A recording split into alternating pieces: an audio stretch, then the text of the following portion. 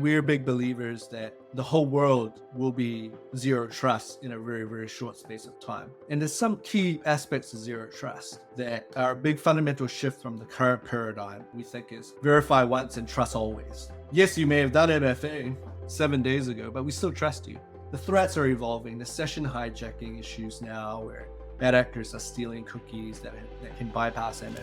We see a world where everything is based on zero trust and you would verify explicitly all the time. It may sound tedious, but with passkeys, with a simple touch ID or face ID or a tap of a button, you can cryptographically verify someone without any hassle. So why wouldn't you do it?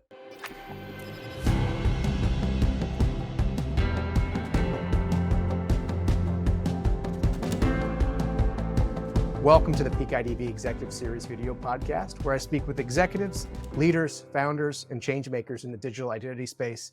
I'm your host, Steve Craig, founder and chief enablement officer of Peak IDV. For our audience, this is a video first series. So if you're listening to the audio version, please check out the full video recording on executiveseries.peakidv.com, where you can watch the full video episode, you could read the transcript, and you can access any of the resources or links discussed in today's conversation. In this week's episode, I'm really excited to speak with Justin Soong, founder and CEO of Authsignal. Authsignal is a drop-in authentication platform. They focus on enabling enterprise and mid-market businesses to seamlessly authenticate customer identity, mitigate fraud, and secure customer data. Justin has a diverse background in fintech across the Asia-Pacific region, from being CTO of Australian security exchange listed Layby to working on the Afterpay code base at Dovetail, and then launching a P2P lending network at Harmony. Justin and his teams have processed billions of dollars in payments and lending, and he's taken his experience from scaling and managing risk into Authsignal. I first met Justin at FIDO Authenticate just recently this last year in Carlsbad, and he joins us live on the episode here from Auckland, New Zealand. Welcome, Justin, to the podcast. Thanks, Steve. Really great to be on the podcast. Excellent. Well, let's get started. Let's dive right in, Justin. Can you share more about Authsignal? What's your typical elevator pitch? I'm starting to realize that digital trust is going to become the biggest security issue for the next decade. What we found was, especially my experience, trying to bridge that gap, especially to consumers, very difficult to build in-house. And there are very few solutions that are easy to implement and that can navigate a beautiful customer experience and keep bad actors out. So Authsignal is very simple. We're upending the script and disrupting this space by making a simple drop-in solution that doesn't require you to re-architect or migrate all of your customer data, keep it as how it is, and inject our APIs into your customer journeys. This way you get to offer new next-gen passwordless technologies like passkeys that keep bad actors out, but also make your customers feel like they're the best customer on earth. In preparing for this particular episode, I did some research, and it looks like Authsignal was founded in 2022 with backing from Paloma Ventures. Is that the right date? And can you share some of the origin story of the company? Perfect. Yeah, that's about the right time we started. But with every origin story, it starts a few years back. And it's been a privilege to be on this journey and have great people like Paloma back us and other investors. Now, I've spent my time in consumer fintech, if you dig down into my history, about a decade. And I started to see recurring themes, problems that my teams had to solve over and over and over again. And in my last role, we had to rapidly scale consumer-based processing billions of dollars worth of payments. What you tend to find when you're in the hot seat is that you're not only growing customers, but you're also growing the rising threat of cybersecurity issues, bad actor threats that ultimately fall on your plate and your team's plate to try and solve. What we found was it's very difficult to get right, especially when you take on the responsibilities of having to build every single customer journey and customer flow. It's an expensive process. It requires subject matter expertise, requires dedicated teams, and it started to get very frustrating. There were no off-the-shelf solutions, and just building it just started to become too much of a huge burden. So I looked out at the market and I thought, this is something that I could solve and build as a product. that satisfied key criteria that I wish I had in my last job, for example. So that was the birth of Authsignal. The idea is simple. Good customers should just be let through and be able to get through automated processes so that they can get things done online. And bad actors should be stopped in their tracks.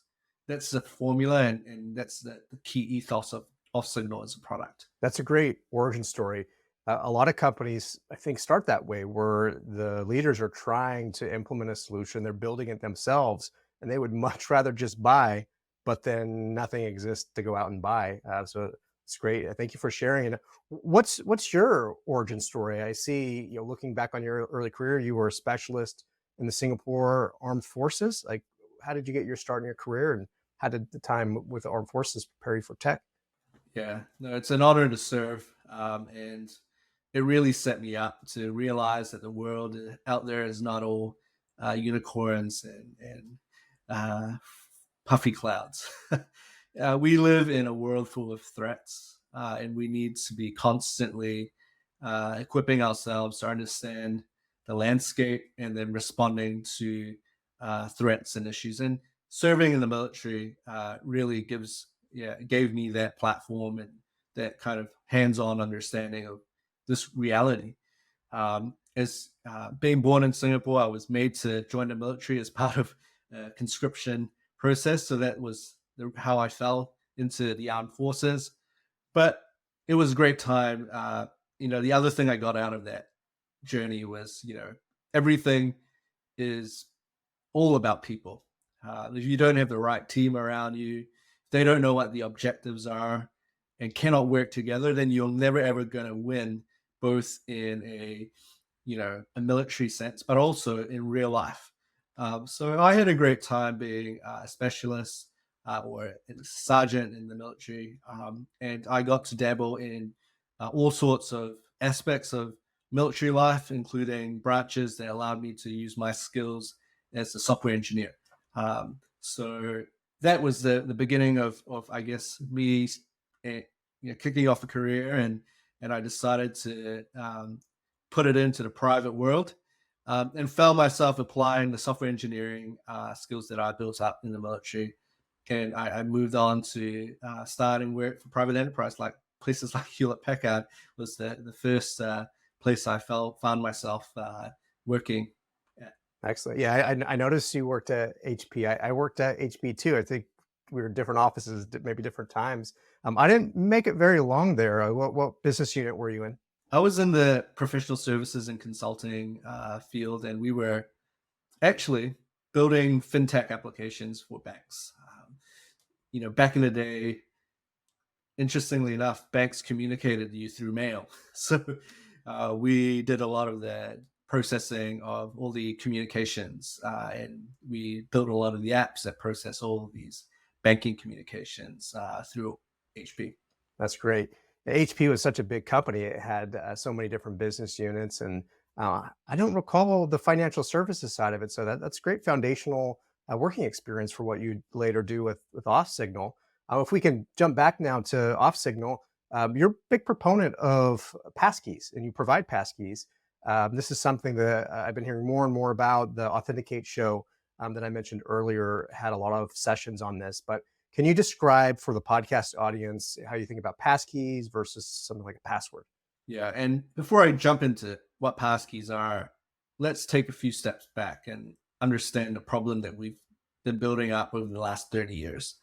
And this is the problem of what we call a symmetric authentication flow. And to dumb it down even more, we've built a whole society based and trust around things that should remain private, that needs to be shared with another party to then create an exchange of trust. So typically, it would be me maybe with a PIN code or a password that I know myself, and I would have to share that with a website or app, and the website would have to store some form of version of that password, whether or not it's a encrypted or hashed version of it on its side. And we exchange these codes and passwords to gain access and gain entry. Now, for the last 30 years, we know that that is very insecure. We've seen uh, the rise of data breaches and the value um, that is placed on data like our PIN, our passwords, and our individual lives. There's value because I can use those to exchange and initiate a trust exchange with someone else. My date of birth, for example, is what some my insurance company uses when I pick up the phone and ring them up, and they ask me for my date of birth. Well, it's pretty public knowledge what that is, but that's the status quo, right? The exciting thing is with the advent of passkeys and the fundamental technologies that underpin it, we can start building a world that moves away from that. This world of symmetry, this world of needing to exchange secret things with each other that we have to relay all the time. Passkeys are built on asymmetry. Me needing to know something that I never ever share with you, but exchanging something else that you can use to validate and exchange and create trust with me. It uses very solid internet technology called public key cryptography that underpins a lot of what the internet is built on today.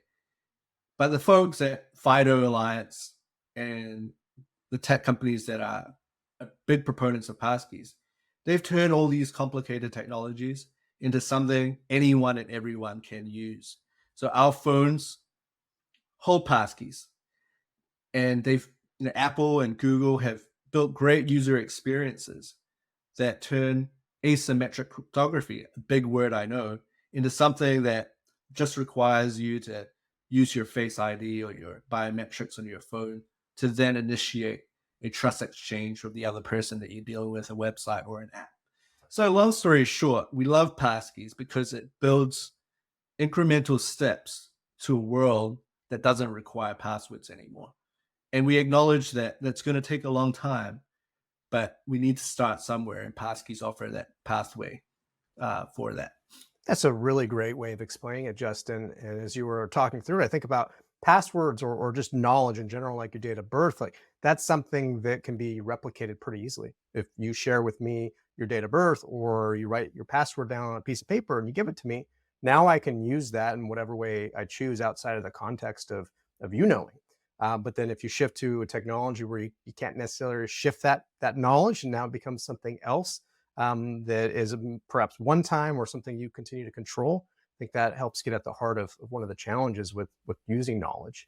I'd love to dig in a little bit deeper to what your company offers in particular within your tech stack. In particular, I saw you have a no code rules engine, and you have this concept of a single view of a customer, and you have some other tools and components for the delivery of passkey. Can you describe what Authsignal has as a product? Authsignal's tuned for B2C companies. If you've got millions of users and transacting with millions of users, we're the perfect type of product for your company. The reason why is because most customer facing or customer based identity products are huge and clunky and require you to spend years and build teams around to adopt. With Authsignal, you can park all of that effort and actually concentrate on your customer experience and go, I have multiple touch points with how my customer interacts with me, be it a website, a mobile app, or even a call center. How do I then build experiences that can create these new passwordless experiences that I can drop in very quickly? So with Authsignal, we have a single API that you can give to any engineer of any type of capability or experience. Don't need 10 years in identity to then quickly inject these customer journeys into every part of your customer journey. When you start sending these API calls to us, we build up a picture of all of your customer behavior. So from when they first signed up to how many times they logged in today, to maybe them changing an email address and then transacting a big, large amount. When you start putting these API calls in your system, we build up a 360-degree view of your customer into an audit trail, and we surface analytics. From this analytics, you can now start to tune and tweak your customer journey according to your risks that you have at any one point in time. And we know that risks change, they don't stay static, and they evolve over time, and they evolve with businesses too. And there's no one single one size fits all model that can be applied to any business. So once you have an understanding of your customer base, your risk, and what you'd like a good customer journey to look like, you can use our no code rules engine to build policies without any engineering effort. So no need for long, painful conversations with product teams to prioritize what you want changed. Your team, a product team, or operational team can make these tweaks in real time according to how you see fit. Lastly, we have customer tuned user experiences that you can launch based on these policies that you've built good customers into to verify themselves. And one of them could be a passkey flow, where if a customer is going through a customer journey and there is perceived risk based on your policies, rules, or maybe third-party data points like a risk scoring provider, you can throw your good customer into a passkey flow. They would go straight through using their Face ID or Touch ID. So very little to none, no friction at all in the process. You can assure the transaction and go, hey, look, this person's used a passkey. We don't have to add any more manual steps or review steps in this process. You can let that transaction through. So really, with three pillars of key functionality that make up Authsignal: the ability to observe what's going on in your customer platform, the ability to respond very quickly with no-code rules, and customer-tuned user experiences that you don't have to build, all through this single API call. When it comes to the user experiences, what are the different options that you support for multi-factor, like the different types of modalities? Right at the top of the list, we've got passkeys, which is something that we're a big fan of. But as you step down the list of different assurance levels, we work with different partners that offer biometric authentication flows, from face biometrics down to palm vein. And as you step through the list of assurance levels, you get to things like TOTP, which is your typical authenticator app flows that starting to become a little bit more popular. SMS OTP, email magic links, email OTPs. So we offer the full gamut. And the reason why we do that is because we know that there is a transitionary period towards biometrics or passkey type of authentication factors. We're not going to just make this leap straight to passkeys. So by offering optionality and choice for consumers, we're able to navigate this complexity of having to juggle different types of customer experiences. It's all baked into our Authsignal platform. Customers get to choose, and you get to choose when and where passkeys will be introduced into your system or your platform. So that's pretty critical. Yeah, we're excited with things like face verification and palm verification as well as just previously mentioned. It's an exciting space, and we feel that the world is going to become more based on tools like that. It's a really good point you make around the different maturity levels of organizations in terms of what technologies they want to use. So being able to work with some that might want to make that leap right into biometrics, and others may be a little bit more interested in still the email links and the SMS links. I did notice that you had announced a partnership with iProve, and Andrew Budd has been a guest on this series from the last season. Can you share more about biometrics partnership and the work that you have with iProve? Yeah, great. iProve, in our opinion, are one of the top vendors and suppliers of biometric technologies globally in the world. So having aligned ourselves with them is just a match made in heaven. And we're also making huge strides in rolling out passkey technology to large enterprises. So it was a natural fit to work together. What we do is we wrap their APIs and their biometric flows within this whole Authsignal suite that we just talked about, and offer customers the ability to uplift and upgrade at their own choice, or use the rules engine to selectively migrate customers into, say, an iProve biometric flow. Now, this is important because you have to build, when you start introducing these technologies, what you realize is that this customer experience is actually the superpower that increases adoption. Just throwing a technology there and hoping someone or in your population or your demographic is just going to pick it up and run with it is a little bit of a pipe dream. So with Authsignal and iProve, we give the power back to platforms and consumers to go on this journey to opt in and present different flows so that they can be presented with the choices and options that they need. And for iProve, it's a great use case for high value transactions. For example, we see banks using iProve to authorize really large sums of, say, internet banking deposits or withdrawals without the need for any human verification. So we see a lot of uh, banks are suffering in the customer service area. Their call centers and their email inboxes are getting overloaded. And they see this as an automation step and go, how can we create a level of digital assurance that is as good or even better than a signature? And we know, I'm using that as an easy example that can give me the authority to transact on behalf of my customer. And iProve ticks all the boxes there. When I work with practitioners or enterprises that are looking to implement biometric technology, they often think about matching, the accuracy of match rates, but they don't until they go live think about presentation attacks and the importance of liveness and making sure the user is really there and it's not some replicated video screen or some photograph in some cases. Certainly I'll link to the iProve episode for those that are listening. You certainly should watch that, and then I think connecting that to what Justin's doing will be really powerful. Justin, are there any other notable partnerships that you can share within your ecosystem? Yeah, so we have a really great partnership with MessageBird.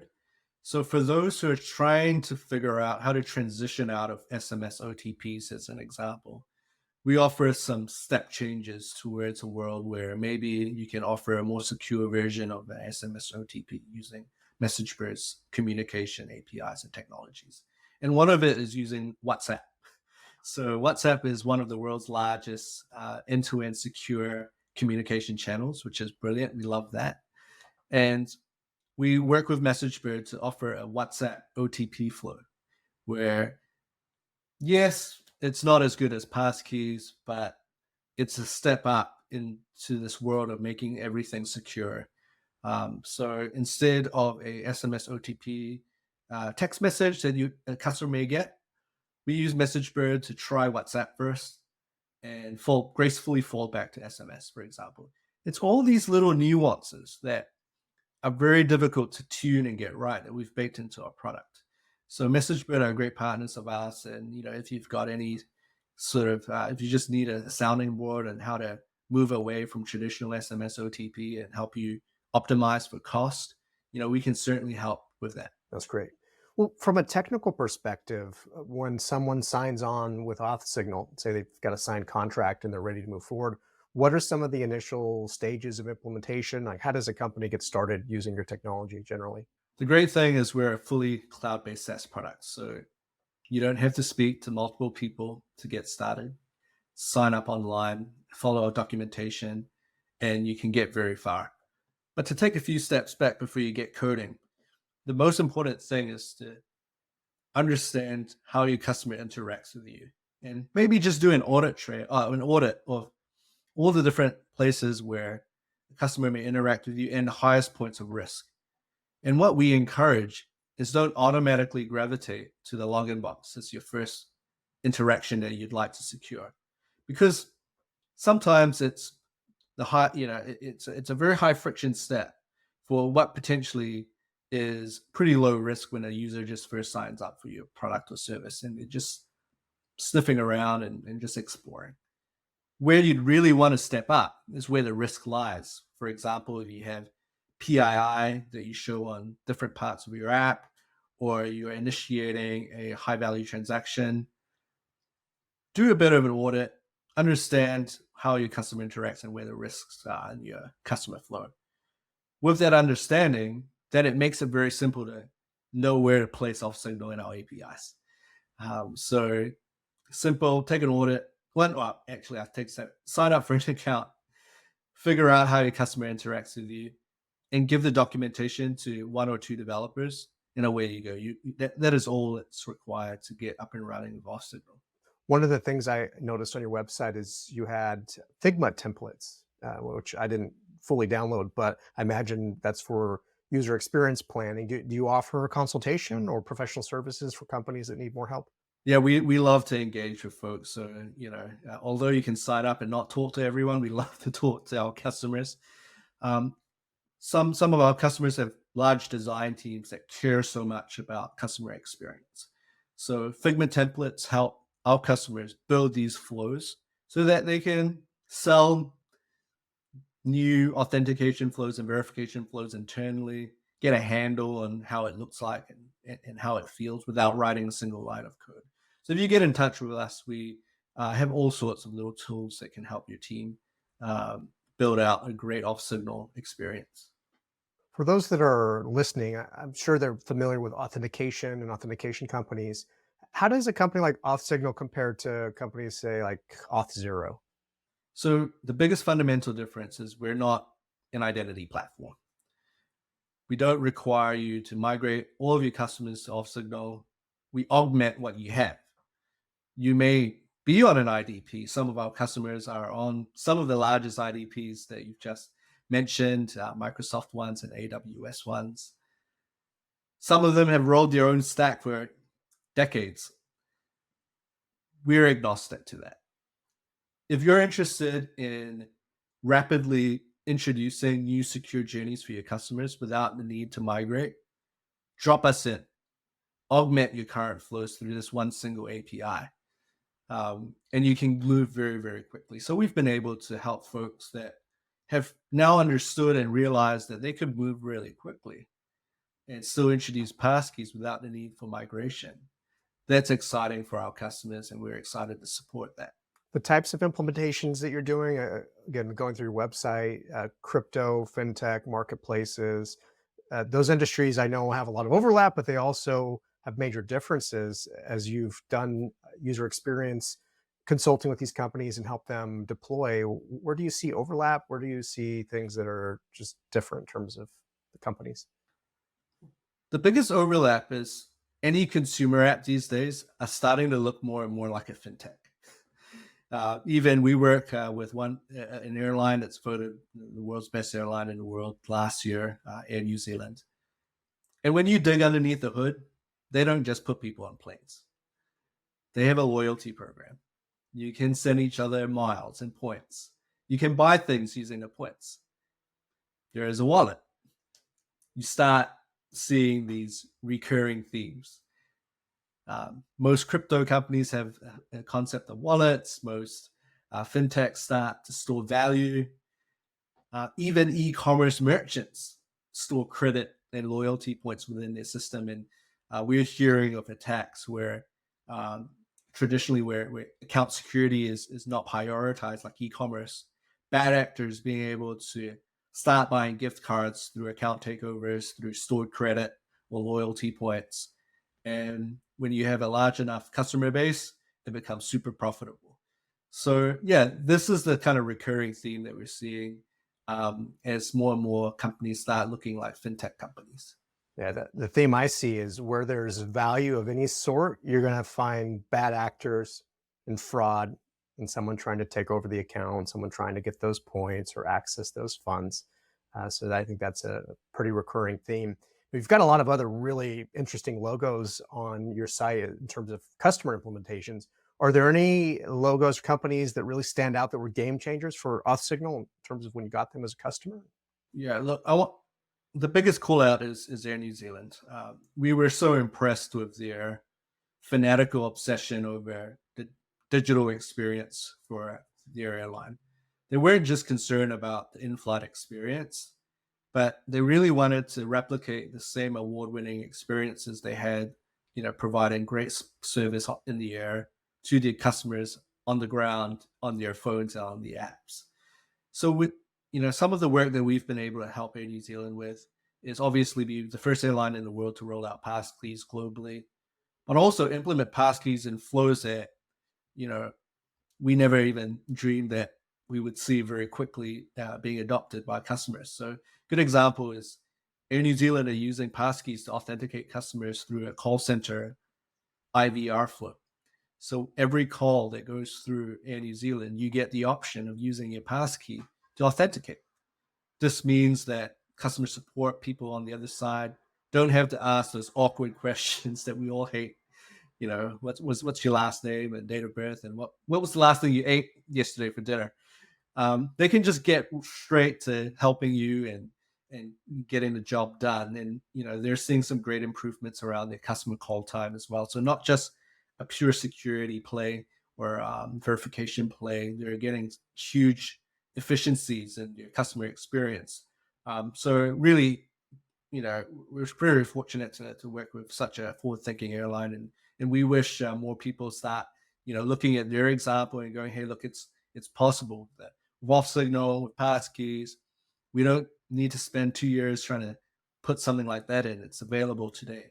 Yes, I've used companies that have this push verification from their call center, and I think it's really powerful, and I feel more secure.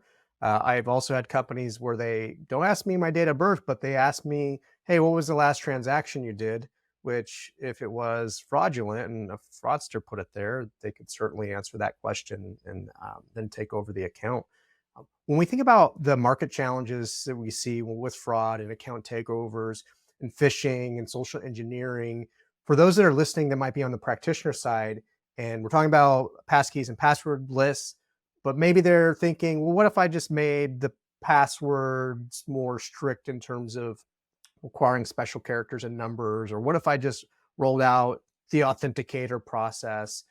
How does this specifically help thwart some of those rising attacks? Yeah, look, there's obviously baby steps in every journey, and password complexity is one that if you still have a password box, please put it in.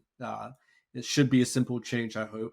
But if you're not, ready to move to passkeys or other authentication factors, that's the first thing that you can do. So, look, we're pragmatic, so we view the world, take pragmatic steps that you can quickly iterate on, break down the problem so that you can move fast and solve problems quickly in this space.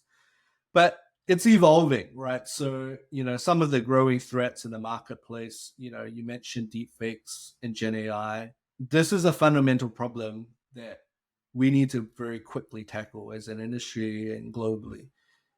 Because bad actors, nation states, they know that holes exist, and they would very quickly jump to abuse and exploit these holes. Gen AI is not just replicating your face or video, but voice biometrics is now under threat. And a lot of banks use voice biometrics for their call center verification. So start realizing that the threats are real. I say, and then very quickly start thinking of how you could iterate out and supplement the flows that you have with additional authenticator types. If it means a TOTP authenticator app flow, if that is your fastest pathway into achieving that, Authsignal can support that. But if it means going straight to passkeys, and we can also help with that.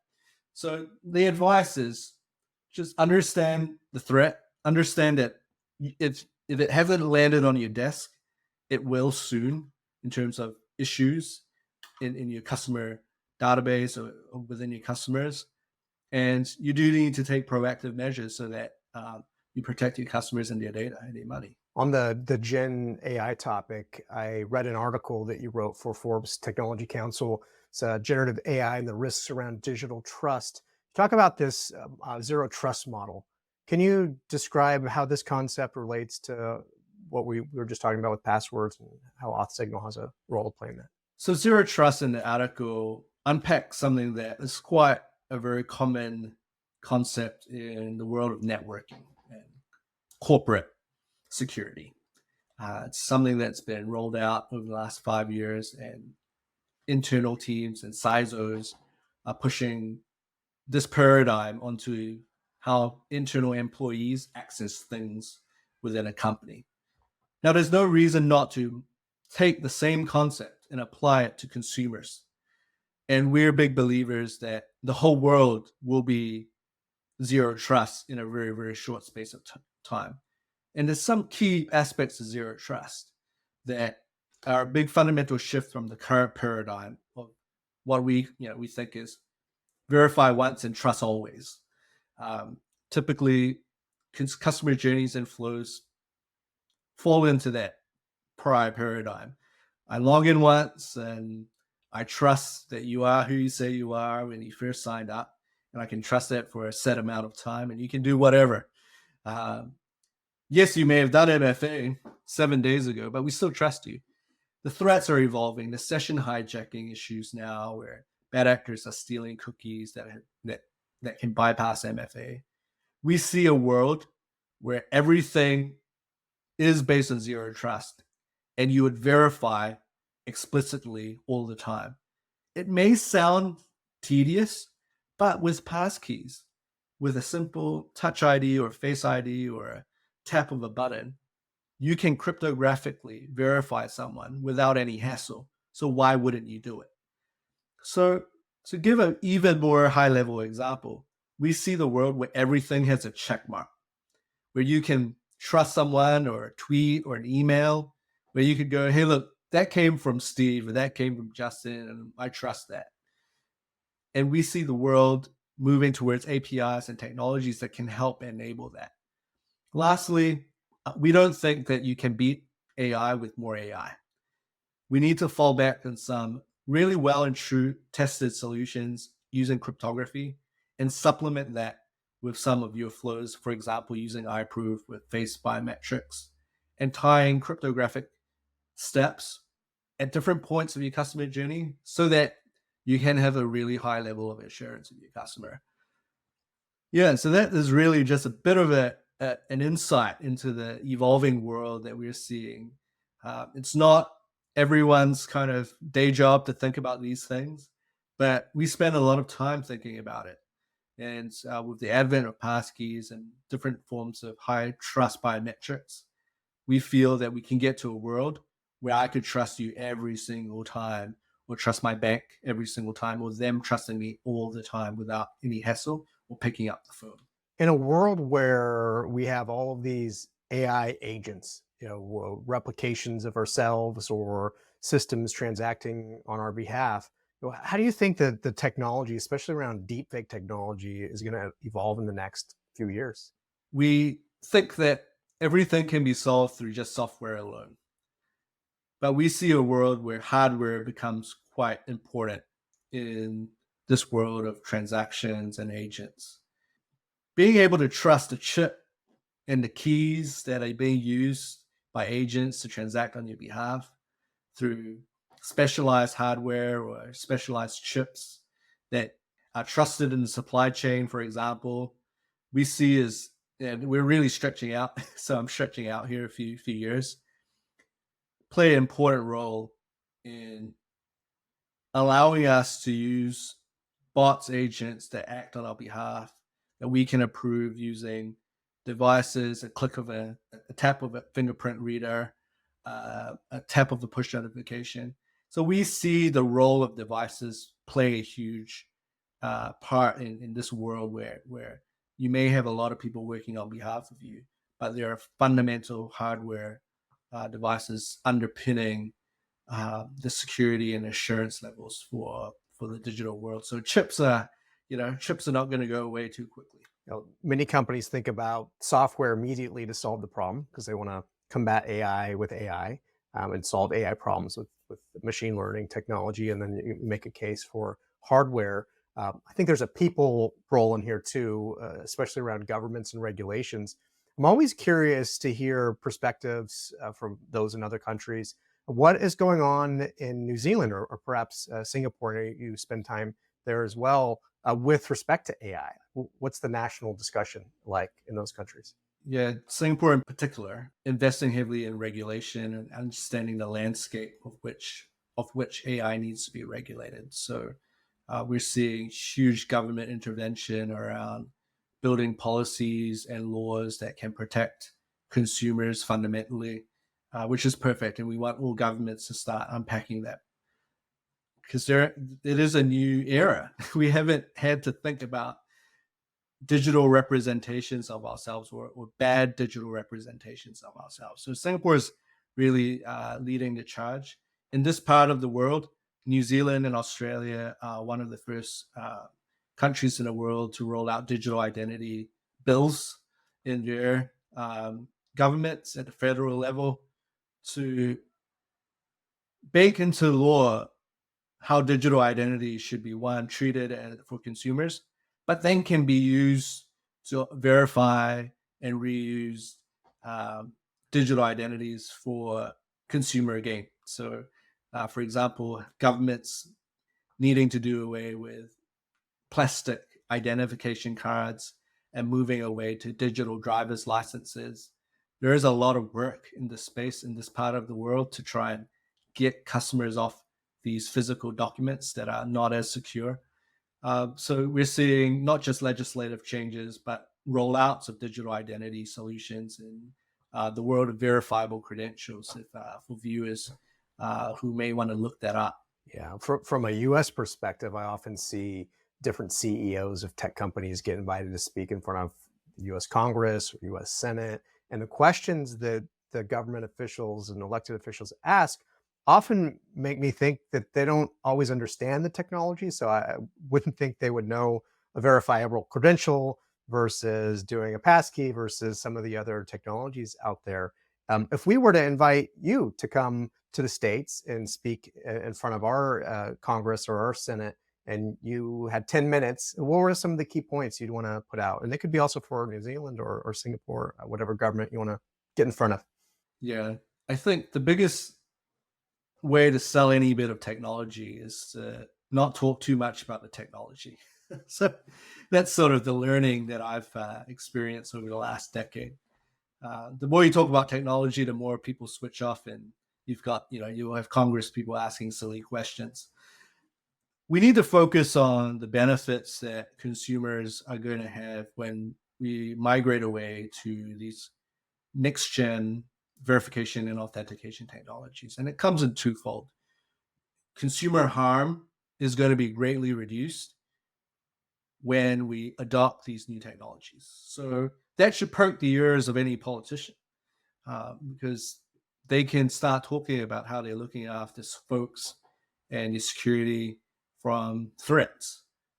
But secondary to that, customer convenience, being able to get the job done without needing to wait in line at the DMV, that one saves governments money. And in a world that where, you know, different governments are trying to optimize their costs, moving digital and moving digital identities towards the use of passkeys or digital driver's licenses will reduce your costs over time, and you get all the benefits of protecting your citizens and your customers. So when you present it this way to people who are not technologically inclined, you'd hope that these two things would be able to perk your attention and try and drive changes through to get people adopting it.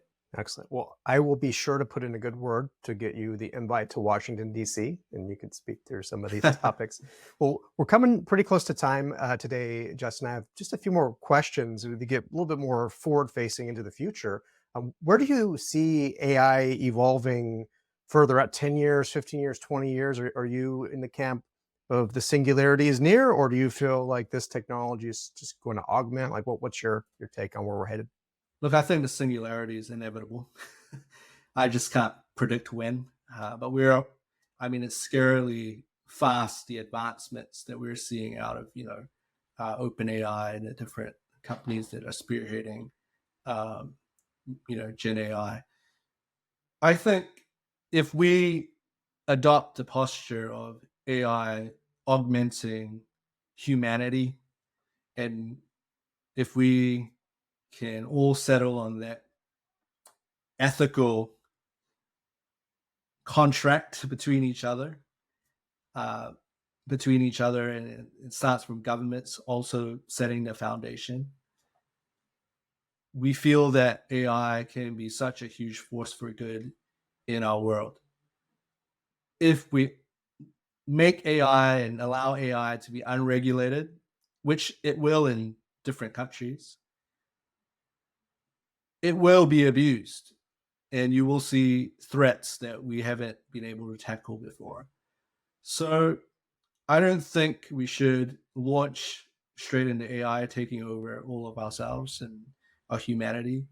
I think there are some, and people like Elon are raising some pertinent questions around the rate of pace that we're trying to get ourselves to in the forms of the singularity, and there are valid concerns.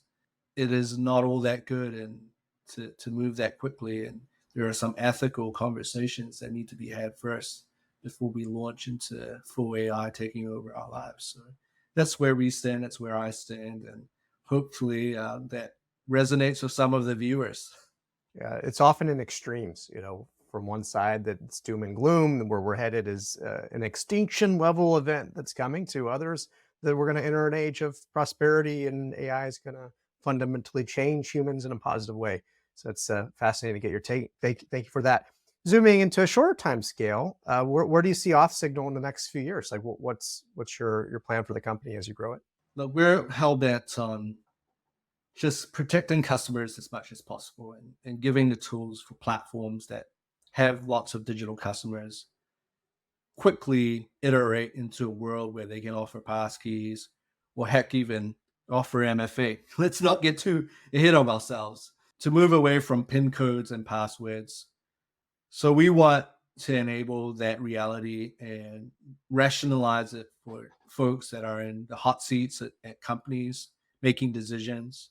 Get on the call with us. We can rapidly solve the problems that keep you up at night. So we want to spearhead technologies like passkeys.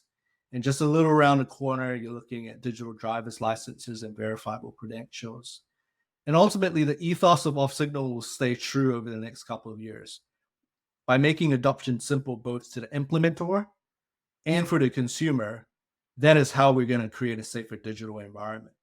So we're going to stick to that value system and the ethos, and we're meeting customers that are aligned on that, and implementing Authsignal as we speak. So it's an exciting journey, and it's really for the team at Authsignal playing a part in saving the world one passkey at a time is something that we'll keep on that mission. Excellent.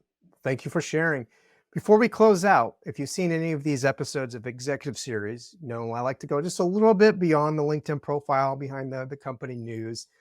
In researching for this interview, I see that you were into motorbiking, or do you still ride these days? Is that still a hobby of yours? Oh yeah, so mountain biking is big in New Zealand. So we've got some world-class mountain biking trails. I've got my mountain bike. To be honest, in the last few years, while busy building the business, I haven't had the time to get it dirty, so it's a bit too clean for my liking. But I think taking time out is important, especially when we're busy executives and those who are on the call. There's a big focus on mental health and well-being, and making sure that, we want to save the world tomorrow, but there's also, in order to do that long term, you do need to take some time out. So, these days we live by the beach. The Pacific Ocean is just next door. If I line of sight, but as the crow flies, I'll hit San Diego. We like taking our dog out and going on short trips away and doing those sorts of things. So my mountain biking days are hopefully, just a little bit of a hobby for now. But just a simple life by the beach. Did you ride a sport bike as well, like a motorized Oh motorcycle as no, well? no, I didn't. Just an MTB. Not. I don't have enough kahunas to jump on those sorts of bikes. I also notice you do volunteer work and mentorship with Rails Girls. Is this a Ruby on Rails organization? Yeah, so we love mentorship and growing the next generation of software engineers. So for me, it's important to give back. For us as a company to bring talent in, we need to think a few steps prior to an engineer applying for a role. So we give back. There are some great organizations that help women get into software engineering. We teens get into software engineering, and I've been involved in such organizations in the past, and it's been a privilege, and we'll continue supporting that. And yeah, it's a great way to give back. That's wonderful, Justin. Well, to close out for the podcast today, what types of conversations would be most interesting to you for those that are watching this or listening to it? How should they reach out? Yeah, so two things. If you have an outstanding security risk, or if you're seeing attacks that are unmitigated, pick up the phone now. We're not here trying to sell anything in the first instance. We just want to help, because I've been in similar experiences, and it can be a daunting and actually lonely place when you're probably the sole person in charge of identity or looking after your customer accounts. So please feel free. We have an open door policy, even just to vent or spitball some ideas. Secondly, if you're interested in passkeys and how it relates to adopting it in your consumer base, we've had the benefit of seeing it rolled out to a diverse demographic, and we've got some learnings that we can share with you. So, yeah. Oh, and I'll just add another one. I just love making new friends. So just be in touch, and we can have a coffee or a beer next time I'm in your city. Do you have any big trade show plans for the rest of 2024? Any other shows that you'll be at? So we'll definitely be at FIDO Authenticate, and we're looking at Identityverse. So may see folks in Las Vegas or San Diego this year. Excellent. I'm trying myself to get to Identity Week Singapore. It's one of my ambitions to get to an Asia Pacific show. So maybe I'll see you on the other side of Pacific at some point. It's not far away. It's a 12-hour flight, so see you there. Excellent. Well, Justin, thank you so much for taking the time to speak with me today. You're coming from the future, because it's already the next day where you are. I'm excited to see Authsignal's continued success in the market and the rollout of passkeys. I look forward to watching more from you and your company. Thanks, Steve, and thank you to your listeners.